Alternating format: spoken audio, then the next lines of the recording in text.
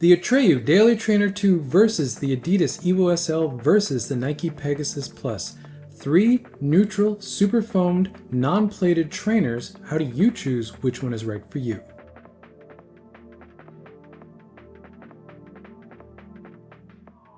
This video is going to be more of a comparison of this shoe, the Atreyu Daily Trainer 2, to the Adidas Evo SL and the Nike Pegasus Plus. Less of a comparison between the Evo SL and the Pegasus Plus because I've already done that video. This is going to be really talking about how this shoe compares to those shoes. But looking ahead into 2025, there is one other shoe that will probably feature into this whole makeup, and that's this shoe, the New Balance Rebel V5.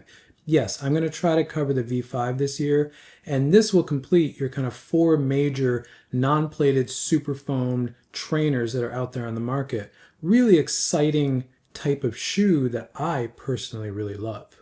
And as always, starting with the specs, looking at the Daily Trainer 2 versus the Evo SL, you can see on paper there are some massive differences between these two shoes, mainly in the stack heights. The heel stack height of the Daily Trainer 2 at 30 mil is actually lower than the forefoot stack height of the Evo SL, and you do notice that on foot when you're running in them.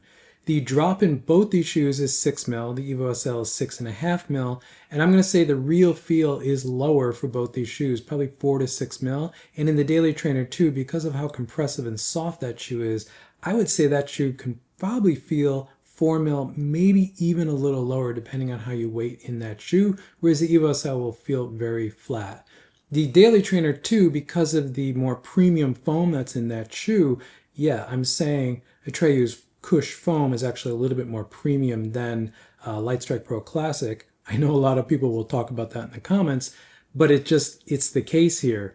It's a very light, airy foam, and that makes the Daily Trainer 2 a considerably lighter shoe. You do notice this on foot, and the Daily Trainer 2 is much closer to a super shoe than it is a tempo trainer, all in the package of a daily trainer, as the name says.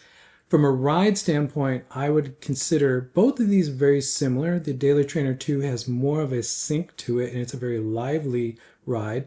But that 40% PBEX, 60% supercritical TPE foam really gives a lot of resilience off the toe in that shoe. And if you've ever run a Lightstrike Pro Classic, or what I call Classic, the older Lightstrike Pro, you know how bouncy and resilient that foam is too. Very different rides between these two shoes, but they kind of get to the same place. The Daily Trainer 2 is lively, the Evo SL is very springy. And looking at the outsole and contact patch of these two shoes, I was actually quite surprised here to see that the dimensions of both these shoes are actually quite similar. I did not expect this. The Daily Trainer 2 feels like a much wider shoe on foot. I think some of that is the compressiveness and the softness of the foam. It's also how much lower to the ground you are on that shoe. It just feels like a very anchored, very wide shoe, which gives it a lot of stability, particularly given how soft the shoe is. But when I'm looking at the forefoot, they're the same between these two shoes, though they don't feel that. The Evo SL is a much higher stack, but it's also a much more aggressive foam. A Lightstrike Pro Classic is the older Lightstrike Pro, and it's much more bouncy off the toe, which makes the Evo SL a little bit more unstable. The extra width there does what it can to stabilize the shoe, and given there's no rods or anything in that shoe, it does try to make it more stable, but it still can be a bit of a handful for some runners. I think the biggest difference between these two shoes is in the midfoot. The Daily Trainer 2 is a full centimeter wider in the midfoot, and that makes a big difference for stability, particularly for people who are midfoot strikers, possibly heel strikers. The Daily Trainer 2 is going to be a very neutral, very stable shoe, especially given how compressive the foam is, which I've already said. And in the heel, they're actually quite similar. And looking at the outsole coverage of these two shoes, this is one of the biggest differences in these shoes. In the Daily Trainer 2, we have the brand's GripCast outsole, which is a full coverage CPU outsole, and it's absolutely outstanding. Whereas in the Evo SL, you have that big patch of traditional Continental rubber in the forefoot, and I think it's Continental rubber in the heel. I'm not quite sure, but it's stuff we've seen in a lot of Adizero shoes over the years. However, the feel of CPU outsoles is absolutely outstanding, and the durability of CPU outsoles is even better than Continental rubber, which is actually really good. one of the real comparisons between these two shoes is that the Daily Trainer 2 uses a CPU outsole, which is the same technology in outsoles that Adidas is using on the Adios 9 and the Adios Pro 4, though the Evo SL doesn't get that. From a ride standpoint, the Daily Trainer 2 is just a much more compliant, softer feel. I get more into this in my review of the Daily Trainer 2, link in the description if you want to get more into that, where that's coming from and why. But you have a much more compliant, softer feel, not only from the foam, but just from that outsole and the way you feel the ground in the Daily Trainer 2, whereas in the Evo SL, you have a traditional continental rubber outsole and feel, and there is very little ground feel in that shoe, mostly because of the stack height. From a durability standpoint, I'm at nearly 100 miles in the Daily Trainer 2, and I see zero wear, and that's what I expect from a CPU outsole. They're completely bulletproof and durable as far as wear. Whereas in the Evo SL, I'm at about 75 miles or so in my pair, and I'm not seeing any significant wear. I've smoothed off the lateral side of the forefoot where I'm really rough and kind of scuff my foot as a forefoot striker, but I'm not seeing any wear that's abnormal on there for how much I've run in that shoe. I am seeing some people complaining about excessive wear in the Evo SL, but to me it's wearing just like Continental Rubber always has, and very similar to what the Adios Pro 3 did over the past couple years. Moving to the upper and sizing of these two shoes, there's actually a lot of similarities in the approach to the upper in both these shoes. They're both very simple, nearly one-piece uppers. In the Atreyu Daily Trainer 2, we have what the brand calls their Astronaut upper. It's an engineered mesh. It's a very simple one-piece upper that really just wraps around the foot very nicely, very compliant to the foot, very few overlays. There's a bit of a toe bumper in here. There's some reinforcement around the eyelet, and there's some reinforcement around the heel. And the heel counter in this shoe is fairly soft. That's a kind of hallmark of Atreyu shoes. Whereas in the Adidas Evo SL, this is still a nice, simple textile that they've used for this upper. I think it's a big advancement for Adizero in these more traditional Adizero sort of plasticky mesh uppers that they've used for years. This is probably the best textile they've used. It's soft, it's compliant to the foot. There are more overlays in this shoe, which is crazy because this is a very simple upper when compared to the Daily Trainer 2, but they're all there and they're very functional. There's a toe bumper, there's some reinforcements in the eyelet chain. The heel in the Evo SL is a little bit more built up. There's a little bit more of a pocket in the heel of this shoe, and that's something to say about an Adizero shoe because they typically don't have that. But the ankle collar and the Achilles flare in this shoe are actually well padded for an Adizero shoe. So if you've ever struggled with Adizero heels, this is probably one worth trying. Now, the biggest differences, though, in these two shoes is the last. In the Atreyu Daily Trainer 2, we have, for my foot, probably one of the perfect fits, especially in a trainer, in a daily trainer. It's not super loose. It's not a casual fit. It is a little snug. It wraps around the foot. It's very compliant to the foot, but it's very comfortable. I would still consider this a snugger training fit. That's exactly what I want in this shoe. In the Evo SL, and I've talked a lot about this on this channel, the fit in this shoe just is completely off for me. This is a performance trainer, and I'll get into the performance of these shoes towards the end of this video. And the upper on this shoe fits almost like a casual shoe. At best, it's a trainer. It's not a performance fit. This upper fits too loose, too baggy, especially in the forefoot around the toes, and it becomes very sloppy, especially if you want the shoe for more performance or tempo running, which is what I want it for. I don't want the shoe for daily running. It's not really a daily trainer to me, where this is a shoe that I want for real performance or tempo running, and the upper fit just is not there. And moving to sizing of these two shoes, I would say true to size in the Atreyu Daily Trainer 2. This is my US men's size 9, which is I wear in most every shoe. This is nearly the ideal fit for me as far as length, as far as width, as far as volume. It's nearly perfect. In the Evo SL, I originally went true to size, US men's size 9, and I found the upper fit just to be way too loose, way too baggy, especially in the toes. Just did not work for me. So I actually bought a second pair of these and tried US men's 8.5. I went half size down in this shoe. The upper still didn't fit really well for my foot, And then I was running into issues where it was maybe not long enough for my toes. If I was running 6, 7, 8 kilometers of tempo running, it was fine. If I needed it for any more than that, it probably wasn't fine. And in that smaller 8.5 US men's, the fit in the upper still wasn't quite there for me. So I would actually say probably true to size in both these shoes, definitely in the Atreyu Daily Trainer 2. Probably start there with the Evo SL and then work from there to find what fit you're going to like in the Evo SL. And moving to the specs of the Atreyu Daily Trainer 2 versus the Nike Pegasus Plus, these two shoes are actually a lot more similar. From a spec standpoint, they're actually pretty close.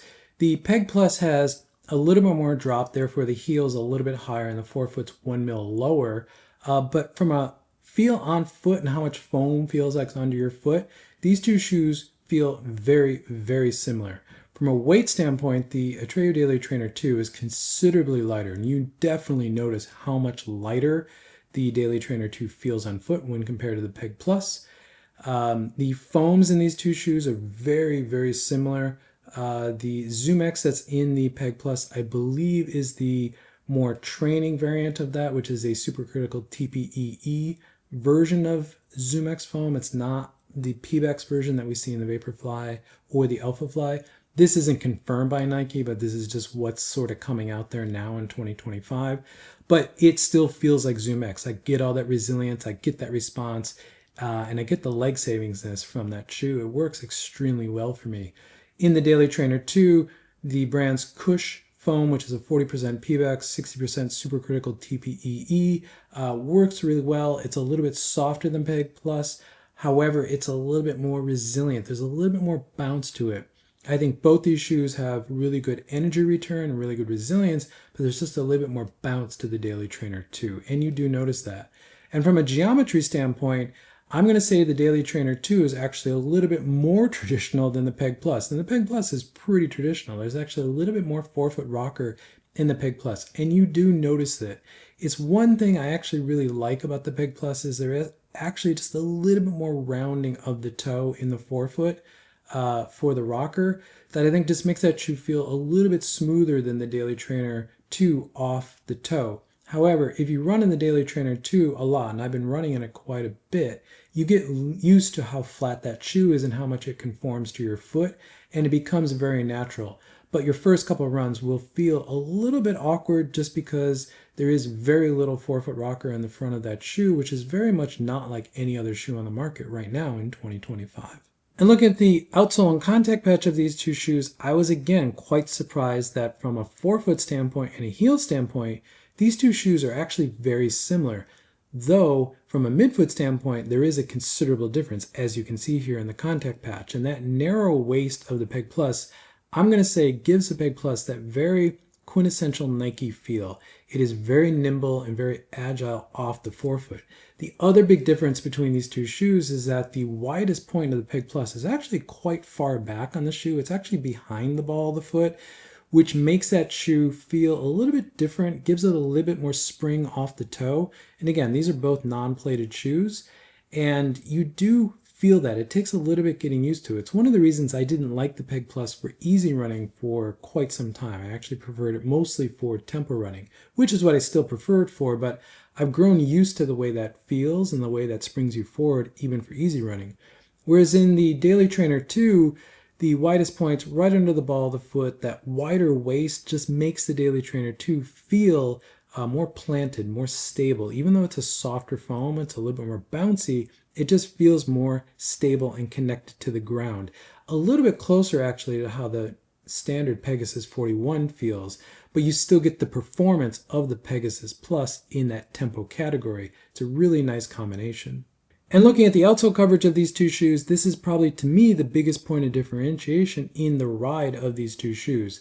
As I've already talked about in the Atreyu Daily Trainer 2, that has the brand's Gripcast CPU outsole, which is full coverage from toe to heel.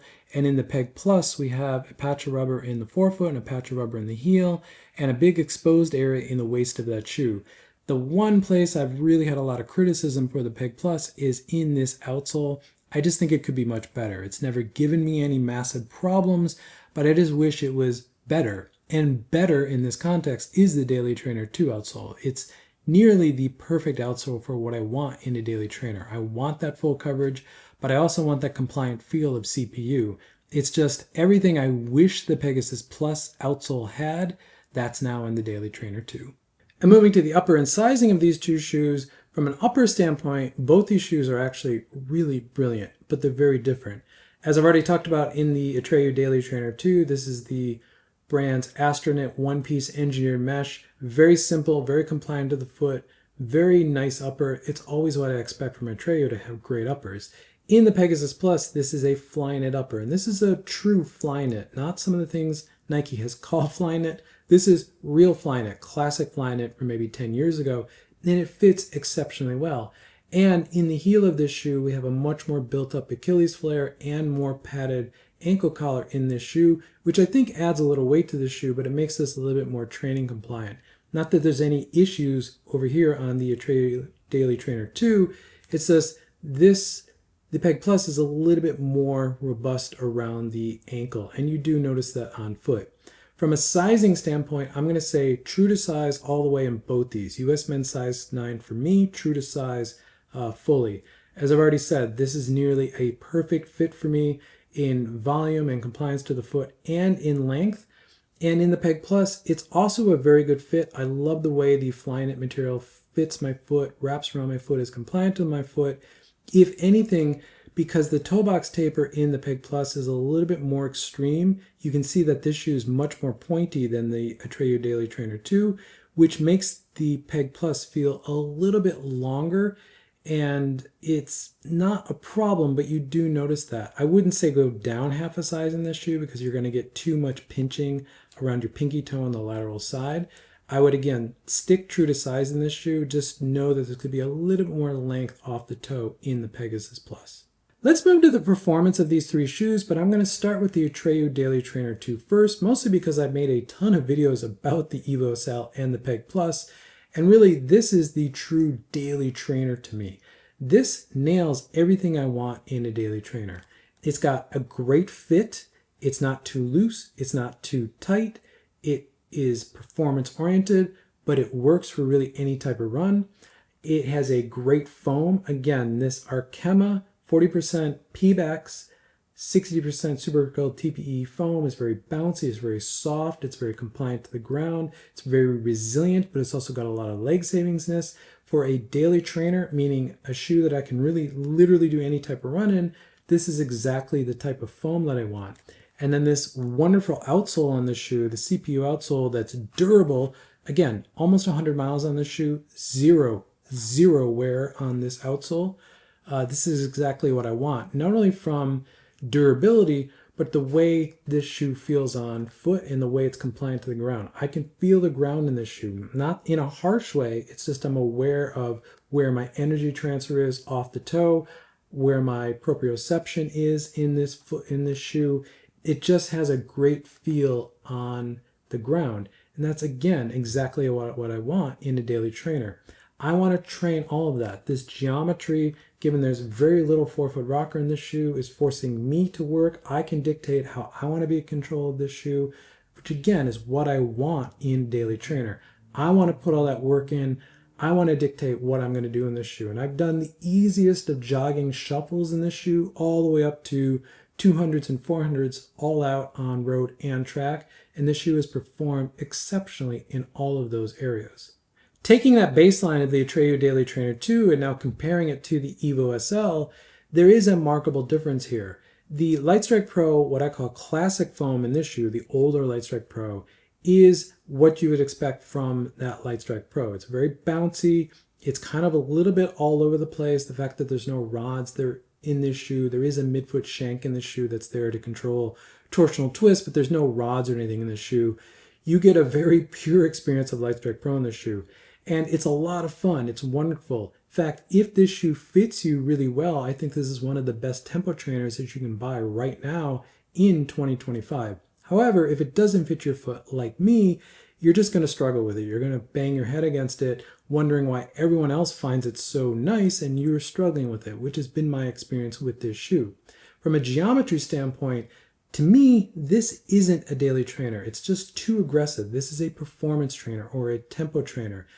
running easy in this shoe is not what I want to be doing, mostly because of the foam. It's a little bit of a handful because this is a true race foam, but also the geometry, this aggressive forefoot rocker in the shoe is just too much. I do not want to be doing my easy miles in a shoe with a ton of forefoot rocker. Again, as a forefoot striker, I may be landing here up on the toe and flattening that out, but I'm still just getting a little bit too much assistance from the shoe.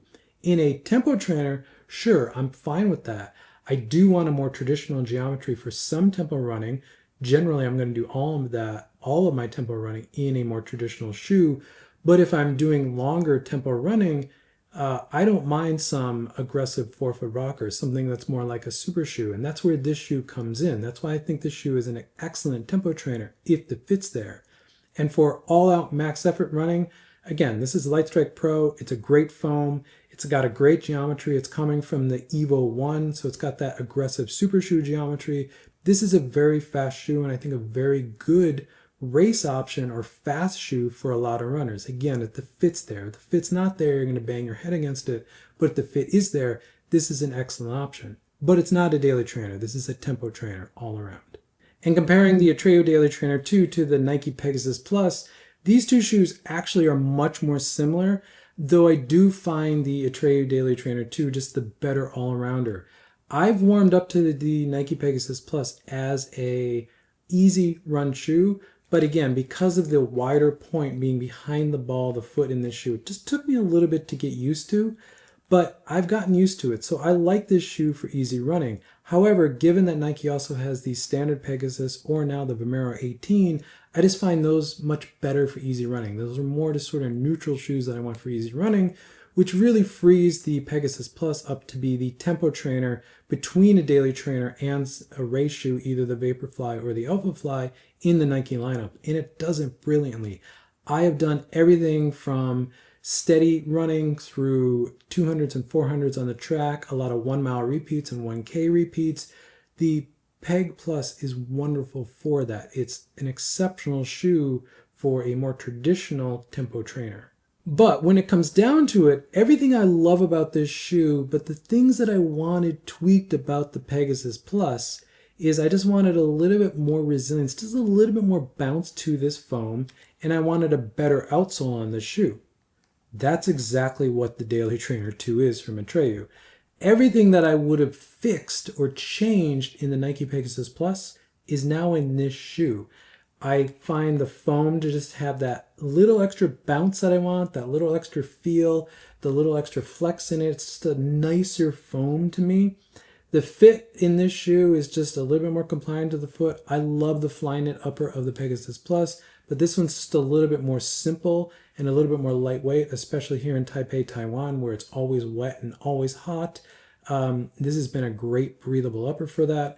And the real thing that seals it for me in this shoe is this one-piece CPU outsole, the grip cast outsole that Atreyu calls this, because for a daily trainer, I want a shoe that has full outsole coverage. And with a CPU outsole, you're going to get that durability, you're going to get all the protection of the foam, so I can take this on any surface, but it's also extremely durable. And as far as grip, it doesn't look like this would be the grippiest outsole from this pattern, but it's very grippy. I've run this in dirt, in mud, in wet, in moss, on asphalt, wet trails, gravel, tracks, wet tracks, and it's worked really well. Obviously a really muddy surface, it's a road shoe. It's not going to really be great. It's not a trail shoe, but it actually is surprisingly good. But for everything else, which is probably more what you're going to use this type of shoe for, particularly wet asphalt, wet concrete, or a wet track, totally fine. So this fixes a lot of the issues I had with the Peg Plus. It makes it a little bit lighter, a little bit bouncier, a little bit more fun to run in. And for me, this is my pick for really the daily trainer that I'm reaching for right now. And another way of explaining all this is with my performance matrix. So if we take all three of these shoes, we put them on here, and then we lay them out where they fit into this range, this is what we get. Now, I've previously shown the Evo SL and the Peg Plus, and to me, they really are identical as far as coverage and how they go across these four areas. In fact, they're so similar, it really comes down to which foam do you prefer, which type of geometry, the more rockered version, forefoot rocker, especially the Evo SL, or the more traditional Peg Plus, and then ultimately which one's going to fit better. But between the Evo SL and the Peg Plus, they really tick all the same boxes, they cover the same range, and they do it just as well. It comes down to preference there. However, you look at the Atreyu Daily Trainer 2, this is really a shoe that can really complete everything. In fact, I think it's the first shoe I put in my performance matrix that really goes end to end, covers and ticks all of these areas. It can do, and I have done, the most shuffling, easy jog that you could possibly think of, all the way up to all-out max efforts, 200s and 400s, both on road and track. And it's done exceptionally well. The fit, the foam, the geometry, everything about the shoe. I do think it's happiest in the orange or red area, which is just getting out of easy into steady. I think the happy place for the Atreyu Daily Trainer 2 is a little bit slower than either the Evo SL or the Peg Plus, but it's still very competent on the upper end of that, and I think it goes toe-to-toe with either one of these shoes. But you truly have an all-round daily trainer that can do it all in one shoe. What's the verdict here? Well, it should be pretty obvious. I'm a real big fan of the Atreyu Daily Trainer 2. This is just, it's solved a lot of the fit and streamlinedness from the Evo SL that I struggled with. It's improved on some of the things I didn't like about the Pegasus Plus, and now we've gotten a shoe that just is nearly perfect for what I personally want in a daily trainer. It can do everything, and that's what I want a daily trainer to be. In fact, I'm going to say because of the way this foam works and the way this shoe really emphasizes foot strength and really you learning how to run and use your foot and flex the shoe, this is now, I think, the best daily trainer for a lot of those super soft super shoes that we're seeing in 2025. Mainly, I think this is the best daily training option to the Adidas Adios Pro 4 or possibly the Saucony Endorphin Elite 2, just because this is a trainer that you're going to learn how to use your foot. You're going to build that foot strength to really get the most out of those super soft compressive super shoes. Really, it's a brilliant shoe. Kind of came in under the radar for a lot of people, myself included, but I'm really happy with this shoe. I'm really happy with where this is, and it's an exceptional, exceptional shoe. Thank you for making it to the end of the video. If you want to support what I do here on this channel, go to sagasurunning.com and check out my merch, or click the join button that you see below. Both are ways of supporting what I do here on this channel. If neither one of those are appropriate for you, and that's totally fine, leave a comment on this video, drop a like, because that helps this channel continue to grow, which I always appreciate. And with that, I'll catch you in the next one.